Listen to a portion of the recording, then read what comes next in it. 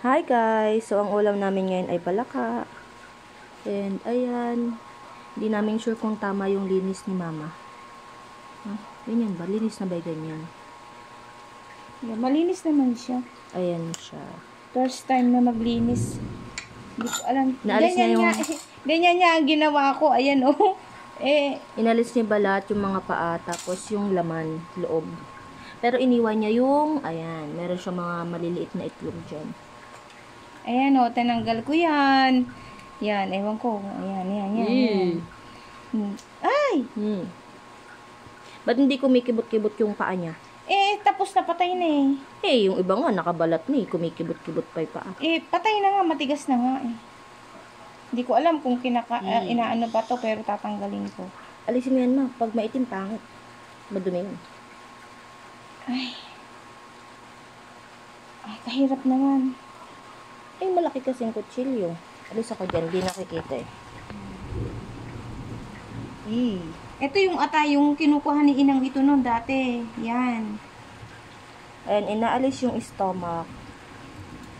Ayan, inaalis yung stomach. Ano pa inaalis? Yung block na yon, yung parang bato. Oo. Baka ano yun eh, hindi ko alam kung bato yun o ano. Baka yung ganun sa isda, yung mapait. Oo, baka.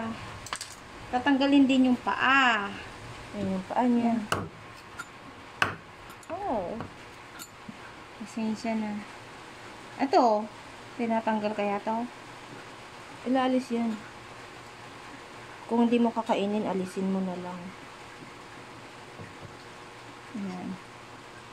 Yan. Ayos na to. Ito, itlog to eh. Ayun pala itlog, yung black. Ano Oo. yung dilaw? Hindi ko alam kung ano yan. So,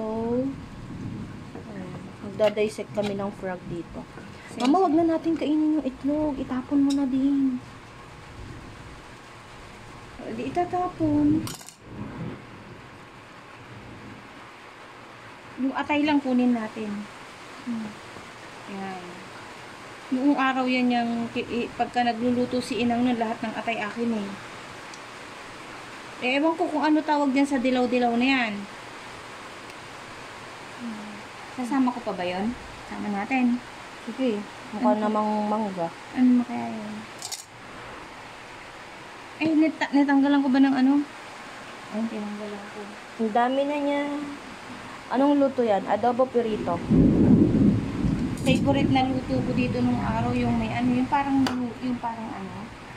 parang may dahon ng sili, gano'n, may kamote. Ha? Oo, meron gano'n yun. Si tatay nung kahilig magluto ng Ano, inasiman? Hindi, parang ano, tinola. Gano'n. Tinanggalan ko ba? Lagi ko nakakalimutan. Okay na siguro yan. Yun lang po. Balik kami pag niluluto na.